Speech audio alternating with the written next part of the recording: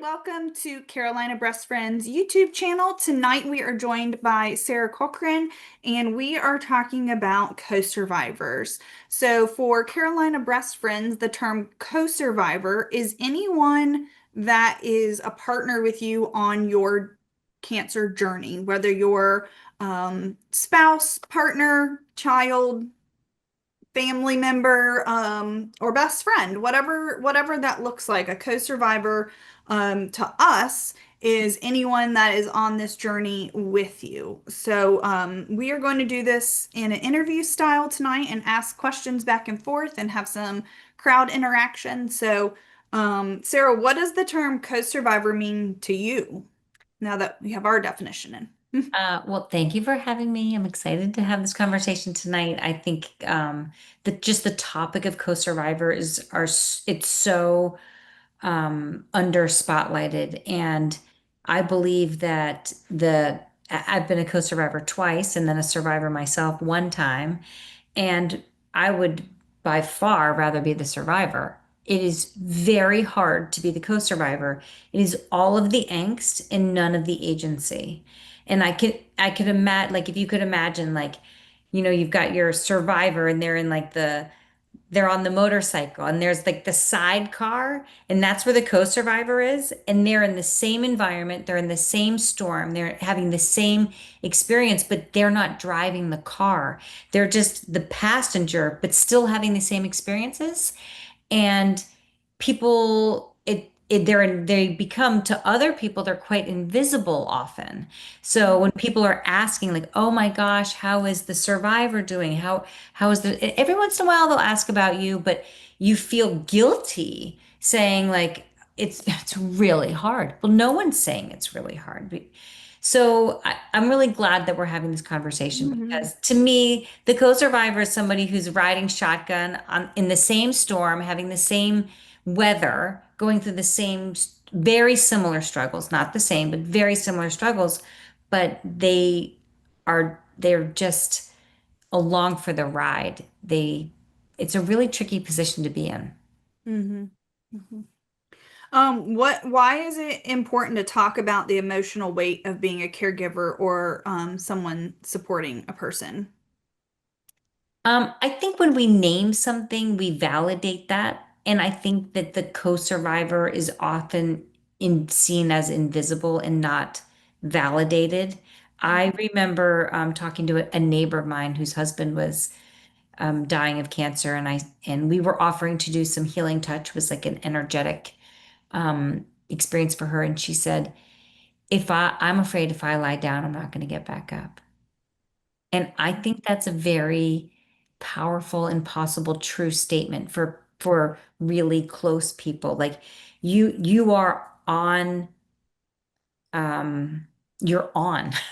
Like, that's enough. You are on. You don't get to rest because you're loving, you want to be there and focused, and you want to be there for that person, but never resting is exhausting. Mhm. And I don't think it has to be this way. I think never resting is not helpful. We do need to take the break, which I'm sure we're going to talk about that today. Yes, yeah, absolutely. I know in one of our other programs we can touch on this a little bit. The caregiver, if they take like I think it was a 2 or 3 day break, it could recharge them for up to like 47 days of Mm. then caring again for someone. And so I agree wholeheartedly on that. You have to have an off and recharge yourself as the co-survivor. Um, in your experience, what are the biggest challenges co-survivors can face outside of, feeling maybe, I don't want to call it second fiddle, but like you said, almost being invisible because the focus is on that main person going through the cancer journey. I think that is the biggest challenge, that they not only are they invisible to other people, but they become invisible to themselves because they say, well, I'm not the one in treatment. I don't have any needs.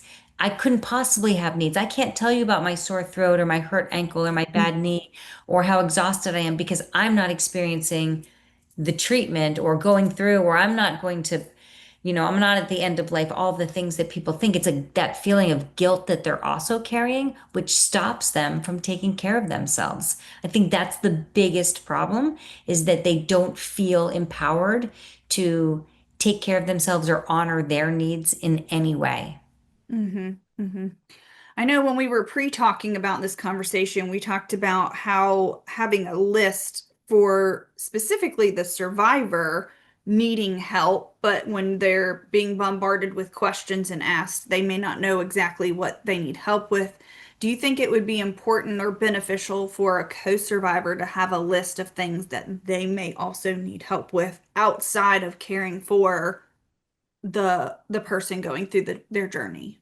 100%. And I think they wouldn't even, I think giving you a list of 5 things as the co-survivor would be enormous. They would have a really hard time even telling you that they need 5 things. Hmm. But if they did and they could share that list, it would be so beneficial. I once saw this idea and I thought it was so great. Now there's so much more technology, but in a neighborhood, they just put like sticky notes on their front door that was like, we're out of toilet paper. We Mm. need dinner for Tuesday night. And then neighbors could walk by and pull a sticky note off the door. And once you pulled it, and then someone was going to take care of it. But I love the idea of that silent, seamless. There's not going to be any recognition. I don't have to like write a thank you note or be at the door when you drop it off. Just these are some needs. If anybody could walk the dog today between now and 2, it would be phenomenal. And I know that there's probably some apps out there that do that, but like a community, small group text chain of like 6 people or however many you had that you felt comfortable, that the co-survivor could put together and just say, hey, when we're out of something or we need something, I'll just throw it out there and one of you can grab it and we'd Yeah. be hugely grateful. I think that's a fabulous idea. As a co-survivor yourself, could you list maybe off the top of your head 2 to 4 of your top priorities that thinking back on that situation that you wish you had had this list? When one of the times I was a co-survivor, I had a newborn baby, and one of the times I was a co-survivor, I had 3 kids, and all of the things that the survivor, how we do meal train for survivors, and we help drive their children, and we pick them up and take them, and whatever they need. I think, and you just touched on this. I think those same things apply for the co-survivor. If somebody brought me a meal once a week, that would have been amazing. But I'll tell you, if they asked me, hey, Sarah, can I bring you a meal? I would have been like, I don't need it. I'm fine. What needed to happen was, I am bringing you a meal on Wednesday. And you just kind of touched on that when people call the survivors and they're like, with the biggest heart, oh my gosh, what can I do for you? I am here for you. Just let me know anything and I'm here for you. You are going to get nothing back. Crickets. You need to say very specifically what your gifts and talents are and what you are good at doing. So to me, that's like, hey, I'm walking my dog at 1 o'clock. Can I pick up your dog then? You're going to get a yes. Hey, I'm going to that delicious bakery that has the good sourdough bread. Can I bring you a loaf? Yes. Annie, I love to do gardens. Would you mind if I did your garden for you? Yes, it has to be specific. Hmm. So I know I'm answering 2 questions. Um, for those people who are looking to think to help someone, be specific in your conversation. Tell them what you're going to do. And of course, you can let them say no. Like, hey, I'm going to pick you up an extra loaf. Is that okay? No, we don't need it. Okay, great. I'll ask again. Hmm. And that's another important thing. Like I always would, as once I became almost professional in this, I would always end whatever my ask was if with a decline or a yes was like, great, thanks for being honest. I'll try you again next week. Letting them know that just because they said no doesn't mean that I'm hurt, my feelings are hurt in any way. Because I do think there's another piece of this is that as the survivor and the care and the co-survivor is you feel this responsibility for someone else to feel good. And isn't that crazy? Like, Mhm. you feel like I need to make this neighbor who I barely know feel good. I need to have them be in the know because they're asking me these questions. I need to have them feel like they're helping me out. And that has to stop. Mhm. We don't need to make anybody feel better. They're trying to make us feel better, but because oftentimes we're so empathic and we want to help, is this making sense? Yeah, absolutely. I It's think you're touching on a point that we had a recent situation where someone is concerned about another survivor and they haven't heard from them in a while. Can you reach out to them? But that person had already reached out to them as a concerned co-survivor, we'll call it. And I think it's important to know that sometimes the survivor may need their space, so they may not reach back out to a co-survivor. And as a co-survivor, we have to be able to accept the balance of boundaries and expectations and what the difference between boundaries and expectations are. And so I think that leads kind of into our next session, our next portion of this of support and boundaries is how can someone balance offering support while also protecting their own energy? I know caregiving people can really get burnt out fast, so tips and that tricks in that area that you have. So you were saying how like if you were to take a break for 3 days, that it would give you the energy to come back and be a care provider for like 47 days, and that's phenomenal. I am on board. If you can get away, get away. But for me, it's also these micro moments Mhm. that we can do all day. And we know from positive psychology and brain science that that morning time when we are kind of we are in our best, we're kind of setting the stage for the day. And Mhm. so when you wake up in the morning, if you are the co-survivor, try not to check your phone. Try to spend that first 10 minutes like for yourself. Like start your day as you are a full formed human who has a full life. Focus on yourself before you start dedicating your thoughts to someone else. And Mhm. throughout the day, have moments, micro moments where you're just depending on the situation. I remember being in hospitals and being like, I'm just going to go outside for 10 minutes for fresh air. However, go outside, get a cup of coffee, take a break, come back in. You're good for an hour and a half. Go back out, get fresh air. You need lots of little breaks. You need exercise.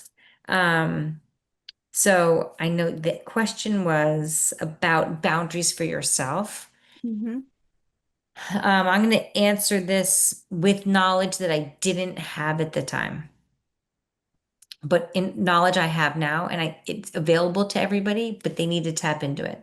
So we talked in the morning about how um, I want you to check in and give yourself that 10 minutes. Okay. Imagine that your body is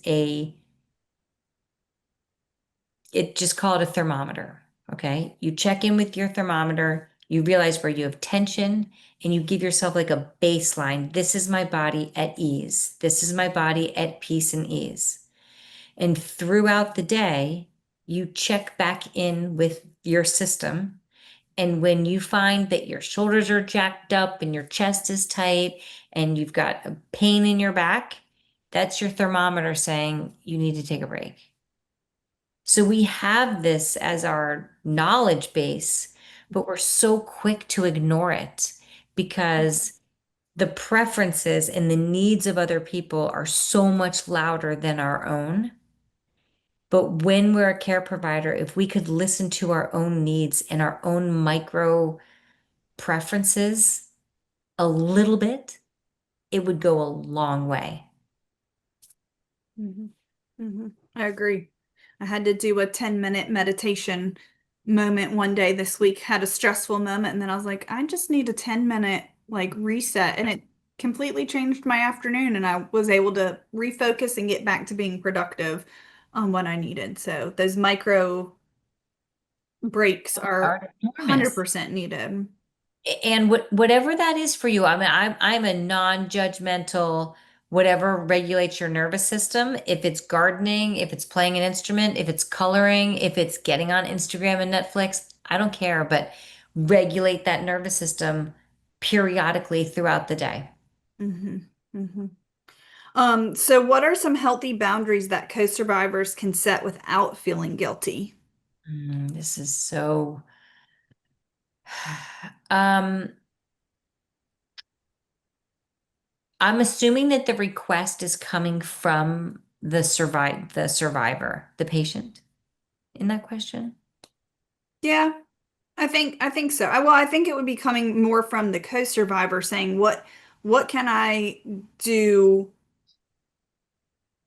to set boundaries in this relationships to protect my energy while taking care of someone is how I would interpret that question. Well, first of all, I want to say high five for asking that question. I hope that every co-survivor is asking that question, what can I do to set boundaries? Because they're acknowledging that they even have needs. And I Hmm. think just validating that the situation that they're in is so hard and that their needs could so easily be lost.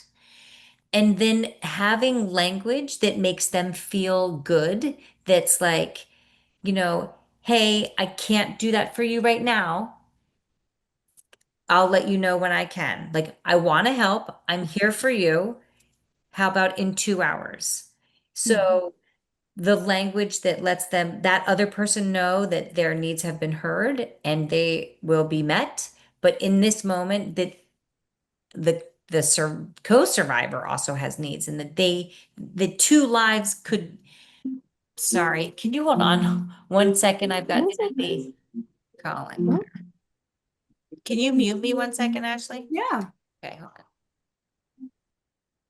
Adrian, Yes, I am what here. are have you had any thoughts or feedback on some of these questions? Well, I keep thinking of examples, Mm. and I've been both the survivor and I've had two significant incidents where I have been the co-survivor for my husband. Hmm. Um, that were and one was longer ago and one is now. Um, but one of the things that comes to mind too is the weight that the main co-survivor feels to provide everything, whereas a lot of times these people that are saying what can I do, it almost becomes the co-survivor's responsibility to try to funnel some of that, Hmm.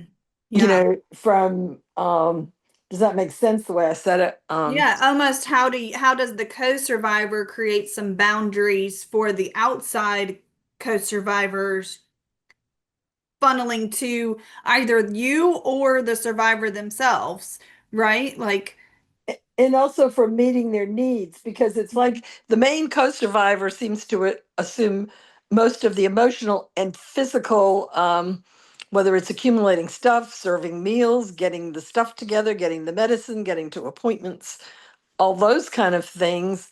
Whereas there's some people saying, what can I do? That the co-survivor might be the person that could say, gee, if you could really, bring something in, we'll be home, late in the afternoon from all day testing appointments, and it would be great if we could have some soup here. You know, mhm, um, mhm, if somebody can, if the co-survivor can learn to do some of those things, I think it can be real helpful because people really don't know what to do and don't know what will help and what people eat and those kind of things. And mhm. I've um, often thought like we need some kind of co-survivor pamphlet, booklet, handout, whatever you want to call it, to go inside our little comfort care bag that has uh-huh. these suggestions of like, okay, make a list of your top five favorite meals. And when your friends ask, you can be like, here's the recipe. Go make this for me. I'm not allergic to anything on it. And they want to, and it's like snacks for the car or cut up vegetables and soup and tea. And there's so many things that you can make, Mhm. bring and drop off. And then everyone who's involved or you let be involved feels helpful. It's actually a gift to allow people Mhm. in and let them contribute to your healing. Mhm. And I think it depends on the needs. You know, when you have young children, the needs are very different. When you have people that are getting older, their energies are more limited. So you know, having that list, you know, would really help. And I think, you know, many a time I've said to somebody, if I can do anything, and I have learned, I think I've gotten a little bit better at, rather than say, what do you need? To say, you know, I'm doing such and such. Would you like, what if I pick you up some? Almost like it's a give rather than you're needy. And Mhm. I think that it made me feel different when people said, you know, if you can't use this now, I'll wrap it and freeze it for you. I Yes. was like, Yeah. oh my God, yeah, that's a great idea. You know, Yeah. thank you. I can't eat it right now, but I'm hoping a week I'm going to be able to, you know. Um, I think that one thing that I did as the survivor that I think was helpful, and I've tried to pass it on to people I've shared with. Um, my personal journey was almost like I had a theme of it, that there were angels, and angels are friends, you know, that are there in spirit when they're not there in person. And so many of them said, "What can I do?" And I finally would say to them, "You know what? Can I take your name and put it on my angels list and your phone number? And can I? Is it better to call or text if I need something?" Or Mhm. but and I had to call like for somebody to pick up my prescriptions when my husband wasn't available and things like that. And oh, I had a name right there, but it also took some of the weight off me. You know, it Mhm. was to know somebody was really there and here was their number and they offered to do this, you know. Yeah. Um I and like that, an angels list. That's a great. Yeah. Mhm. Really, that was my, and I tell you, I was blessed with angels. I really, in all the circumstances, you know, that I have been, but it's sometimes people think uh, of neat ideas for different situations. And Mhm. I know a group that of a women's group that I've belonged to for a long time, and now many of the women are single, they're widowed, the kids are gone, these things, and sometimes there's health issues, and they're home. They don't have someone to stay with them all the time, but really help to have food they could reach for. And so we started saying, okay, when if you're making something at home for your family, or the kids are coming over, or you're making a pot of chili, if go to the dollar store and get extra serving size containers, and we would take the person a couple and they can freeze them. Mhm. And that has been a real help. A lot of people have said, oh gosh, to have something, you know, to reach for is. And I love the single serving too. I think that's Mhm. hugely helpful. I And was just remembering as you were saying that we would decorate my sister-in-law's house for the holidays because that's Mhm. such a chore. It's so hard to do. And it feels so good to have your uh-huh, house kind of set up for that. And I remember that was a big one. Just little things you could do. What you mhm. would do for yourself. Yeah. Just be I wish seasonal I could about it. make that almost like a volunteer program, that there are so many people that do want to give back to this community. Is how do I make an angels list of all these volunteers, and we could be like, hey, Mhm. call Sarah on Tuesdays if you need a farm something picked up from the pharmacy or Yep. something, you know. Pharmacy pickup's huge. So you're You Adrian, know, getting my brainstorming going for volunteers, but we'll call volunteers co-survivors also because they could be right there alongside you in your journey. right, they could be the violent, you know, I mean, and it can be just, you know, when people would say to me, call me if you need something. Well, That they're I never don't going really to. need it. I had something here I could use. But if somebody was going to the grocery store, I really would like to have some more, whatever, you know? Mm-hmm. Um, That I, you're so right, Adrian. That's such a different story. Two completely different situations. Hey, what do you need?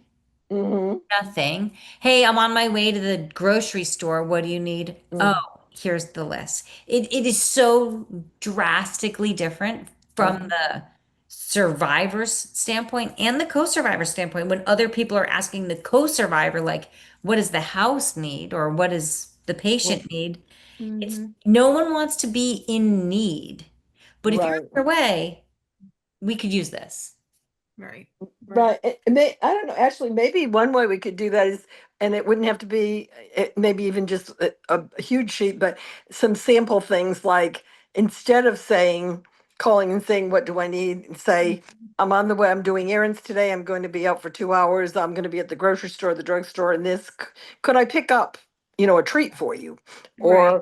Or, pick it, maybe we could come up with some of those kind of things that, might be helpful because it's a communications issue, really. It Um, really is. You don't want anyone, the job of the person offering the help is not to make the person feel that they need help. Hmm. It's just mhm, what I would do for anybody, what I would do for anybody. mhm, Right. I think that's an important piece to touch on now would be because so many people do ask, and a lot of times we turn it down because we're not reversing the verbiage. I think people get burnt out really fast on both the co-survivor side and on the, we'll call it a friend side, asking how can I help. So are there some signs that a co-survivor, or share some signs that a co-survivor might be reaching burnt out? Like Mm, what is that? What are the signs they need to look for to be like, whoa, I need to go take a break and yeah. whatever that looks like?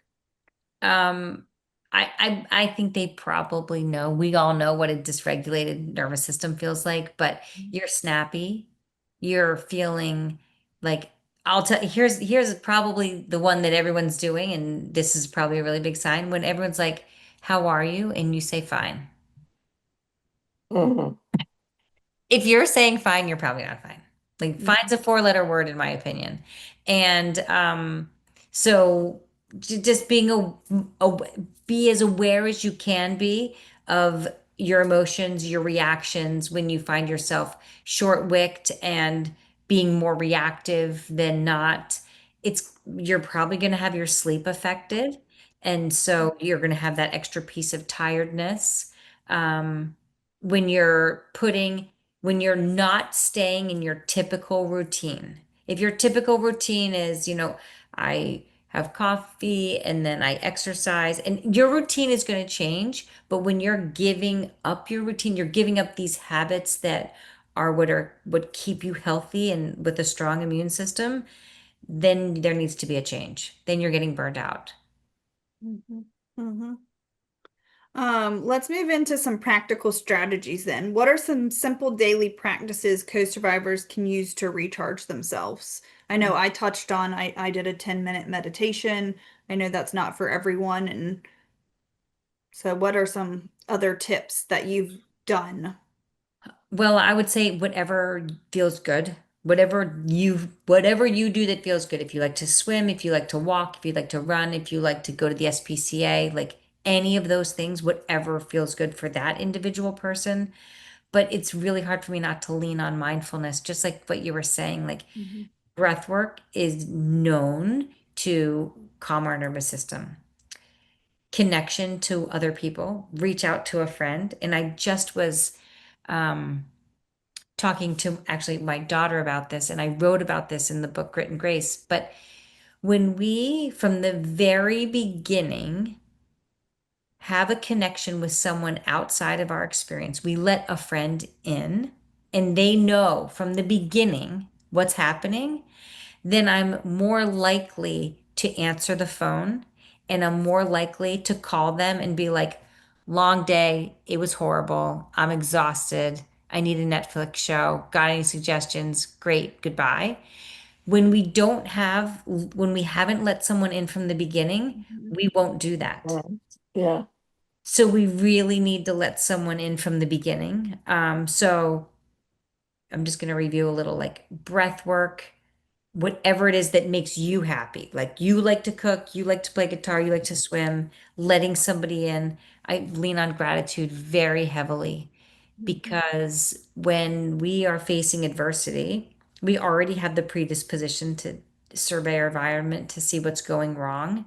When we're facing adversity, we're doing it even more. We're hyper vigilant. We are really looking for all the things that could possibly get us sick or get our survivor sick or get in the way of treatment stopping. So we're really on red alert. which means we really need to double down on gratitude and focusing on what is going well. That can really Mhm. help lift that mood. Um, all those funny, I'm addicted to these AI babies. Have you seen them on Instagram? I think they're so funny, but it doesn't matter what it is, just get a laugh. We need to get a laugh. There's a book by sisters, the Nagoski sisters, and it's called Burnout. And it Mhm. talks about, it's a great topic for co-survivors. It talks about how when stress enters our body, that even when the stressful situation has ended, your body doesn't know it's ended because the stress is trapped in there. Mm. Okay, so like this is, I always see it like a cylinder, right? This is your body. I guess it's lying Mhm. down, and the stress comes in. And even though the stressful environment, like the test came back clear, doesn't matter. Your body doesn't know that. It doesn't understand, and the stress is trapped there. And they suggest that you have to finish the stress cycle in order to reduce your stress. It can, if it stays in there long, too long, then that's what turns into chronic disease and inflammation.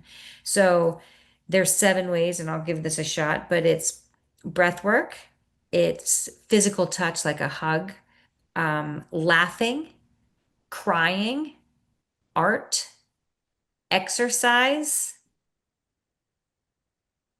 Come on, you got it. I don't know. This has happened to me before. There's one more, but you get the point. And Hmm. the book is great. It's called Burnout by the Nagoski sisters. So we need to finish that stress cycle. And to me, it's exercise and laughing. Have you ever been in that situation where you've had a really stressful day and then something has you laughing so hard that night that you're crying and you're like, was that really funny? Why am I laughing so hard? Right. Your body wants to release that stress. Hmm. Yeah. Yeah, And I absolutely. like the thing you said about laughing, because one of the things, I had a friend that lived out of town and really couldn't do anything, and she felt kind of helpless. And she, within a week of, my husband had an accident that was kind of complicated, and ended up being 42 days in the hospital and Oh, rehab in that, and then came home and was in bed and couldn't be left alone for 2 more months. Mm. So it was, I got, he said, so every morning when I would turn my phone on, she would have found something, a good joke, or particularly a cartoon thing or something. Didn't necessarily have to do with my situation in particular, but something that was lighthearted enough and not controversial, that always brought a laugh. And I told her, I said, when that was over, I really kind of missed that, I wasn't getting my daily thing. And it was something I looked forward to. So like you said about routine, that became my routine. When I picked up the phone and looked at it, that's what I got to start my day. And that was very helpful. And the other thing was, because I was really missing being able to go to walk, or go to my exercise classes and that, and didn't have the flexibility. Did sometimes, but a lot of time I didn't have the flexibility to do it. And a physical therapist had recommended, do 5-minute exercises, do chair exercises or sitting and standing exercises for just 5 or 10 minutes a couple of times a day, and it will help so much. And I think that's what you said with physical, but I found that to be really helpful, because it does disrupt our routine when we become a full-time caretaker. When you're a full-time caretaker, I could not agree more. You're probably not going for a 1 hour run or a really long dog walk. Yeah, You're probably not getting to the pool because it's a drive time and then you got to get wet and then you got to get dry. Little 5 minutes would be amazing. at least break the stress, and mhm. refocus. Yes, it would be a whole lot better when you can get to class, but when you can't, Yeah. that was helpful to me. Yeah. And I didn't really Um, think of that myself until it was pointed out to me. So how can positive psychology help both the survivor and the co-survivor build resilience? I was thinking about this and I think this positive psychology is the belief that other people matter. It's the belief that our relationships and connections are really important. Hmm. And the reason that they're so important is because we feel seen and heard by somebody. And that feeling of being seen and heard, we feel that that's love. When we feel seen and heard, we feel loved and cared for. And I think that when we have somebody, either as the survivor or the co-survivor, that we can talk to, that can validate us, and this is really important, and not fix us. Mm. It's not, as the co-survivor, it's not your job to fix the survivor's situation. You can't. There's nothing you can do to fix it. And I think that's part of the weight of why it's so exhausting, because you want to make it better and it's really hard to see somebody uncomfortable and in pain. So we spend so much of our time trying to fix that situation, when in reality, what that survivor needs to hear is, I see you. This is really hard. It would be hard for anybody, and I'm here. Mhm. That puts the survivor at ease, and we are more at ease because we're not trying to fix it. I'm not racking my brain on what I can do to make this person more comfortable. We really can't. And if there was something that they wanted, they would ask us for it. So in that same token, that co-survivor needs it too. And maybe it can come from the survivor. But my experience is that that is best. My experience is that it's best from a different friend, somebody outside of this situation who I can really call and vent to, who I'm not going to be hurting their feelings. I can't really vent to my survivor when I'm the co-survivor. So that outside friend Mhm. that I let in from the beginning, that Mhm. I share what's happening, and they need to know that the job is not to fix. It's just, I'm here. It's really hard. You're not wrong. And Mhm.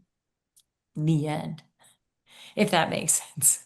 Yeah. The other big piece of positive psychology is gratitude, leaning into that heavily during this time. And one of the foundations of positive psychology is that we are made up of strengths. Okay, so there's a list of our strengths that positive psychology can help you figure out. It's called the VIA Character Strengths Test. It's free, actually. It's done out of University of Pennsylvania, and it will give you a list of your top strengths. Mm. When we focus on our weaknesses, it feels bad. And when we focus on our strengths, it feels good. And this is a time to lean into your strengths and the strengths of somebody else. So in these moments, if someone's strength is love or leadership or teamwork or compassion or humor, to know that strength of my survivor and to point it out and to help grow it, everyone's going to feel good about that. And if they know my strengths and they can point those out, we're more of a team. We're using our strengths together to move forward. Mhm. So I would like anybody who's watching this and replays this, it's VIA character strengths. It would be a really fun, uplifting activity to do for you and your survivor, just to read over the strengths and talk about them. And what one of the first things I have people do when they get their strength survey is just start noticing them and pointing them out. Like, oh yeah, it's you're look, I saw that your number one strength was humor, and look, you were just so funny. Like, just when we acknowledge that strength because we see it, it helps them to shine. Mm. Yeah. Um, I think that's important to recognize your strengths and your weaknesses. More importantly, probably is I okay, have I a am not whole good at, I know. I have a whole thing on weaknesses, but this isn't the time. yeah. You know what I Yeah. mean? Like, I love to talk about weaknesses, and I believe that Mhm. there's so much growth in them. And our weaknesses are really, in many cases, are overused strengths, if that makes sense. So, if love is one of your top strengths, then what they call them are saboteurs, is being a people pleaser. You Mm. please too much, and so you've overused that strength. But that's not when we're in Not That's a subject for another day, right? Subject for another day when we're Yeah. not facing adversity. It's just we don't have the bandwidth for that. What's one strategy for being present in your loved one's journey while you're still moving forward in your own life? Hmm.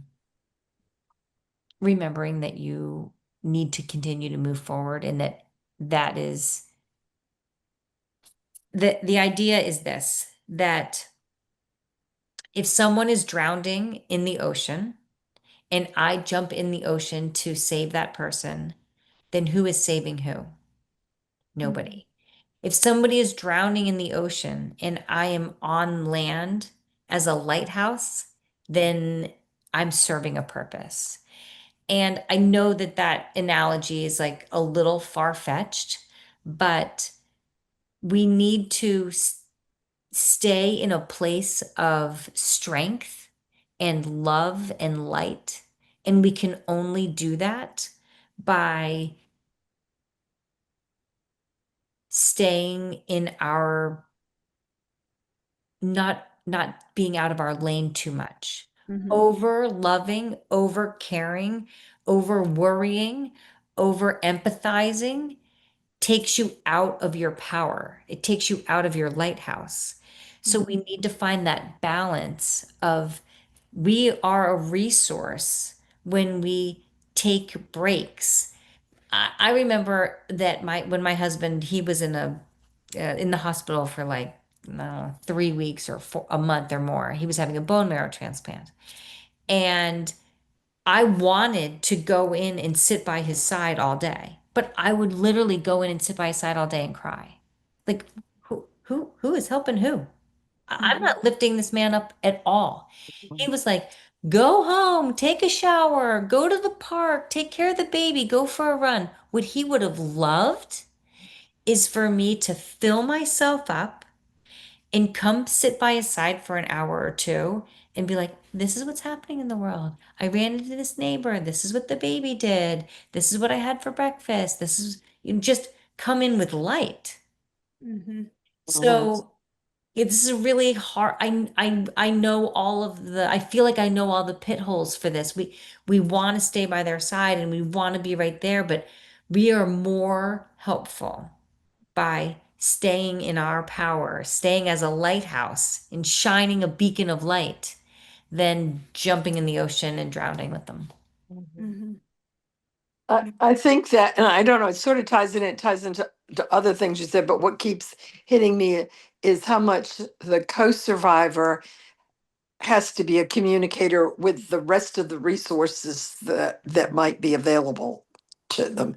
As far as other people and things like that. For instance, someone to come and sit with and visit. A lot of people would love to come and sit and visit for a while, but they don't want to push their way in or something. So if a co-survivor can ask and say, I think what would be really really helpful is if you can come and sit for a while, and I can go do errands, and you can have a visit with the person. I think that can be very helpful, but it's hard for that person. I think as a co-survivor, it was hard for me to ask for those things, and I did better as they were offered. Began to learn. Oh, it's okay to ask and say, Mhm. I need to get my hair cut. It's really bad, you know. Um, Yes. do you have 2 hours that you could sit here? Because he's not allowed to be left, and so that to me can be, but it's such a learning process It as is, the and I co-survivor. wish that people didn't have to learn because literally by the time you're just about out of it is when you learn that it's that not only is it okay for you to ask, but you should ask because people Mhm. really want to help and it makes them feel good. And you brought up another point which I think is important is that if as the co-survivor, if you could see yourself as the contractor and that you need to Mhm, hire subcontractors. So if there's somebody who is really interested in food, you could hire, like they're the not hired, but they're the subcontractor, mhm, and your job is food. I'm going to mhm, tell you what our needs are and dietary restrictions are, and it's your job to facilitate mhm, meal train when it gets dropped off, dishes when it gets mhm, picked up. I have nothing to do with it. And then Mhm. somebody else might be in charge of like helping with children or helping with animal care or helping with medications and appointments. If you could subcontract some of these things out, it would take the burden off of you, but you're still the general contractor for all these things. So you still have your hands in it. Plus, Mhm. you're still taking care of the patient and whatever Mhm. your jobs are or life is. It's Mhm. enormous. I You had a guys really segue right into our next section of community and connection. I think you've already hit both the top two questions we had, which was how can a mentor, caregiver, or friend support one another in as a co-survivor? But you both just answered that question, which also rolled into what role does community play in helping co-survivors not feel so alone? And I think both of you just nailed both of those topics as far as using your resource. I liked the analogy of being the subcontractor and contracting out the different areas. I think that could be a super helpful tool for Mhm. someone to think of it that way. Yeah. It's like it is as though you're now running a brand new business. And Hmm. it's all new vocabulary and it's new information and and you don't really even know the business that you're running, but it's the most important business you've ever run. Mhm. And why would we think that we should have to do it alone? Mhm. All right. Yep, exactly. I think Well, that's quite your questions, Ashley, I think are really good and would be and they might be good for a discussion anytime. Sometimes when we have just little get-togethers too, to use some of those questions. Maybe not all of them in one night, but absolutely. Yeah, definitely. um, I because think we pretty much have covered all our questions that were submitted or that people may have had. Sarah, do you have any last thoughts on co-survivors that you want to share?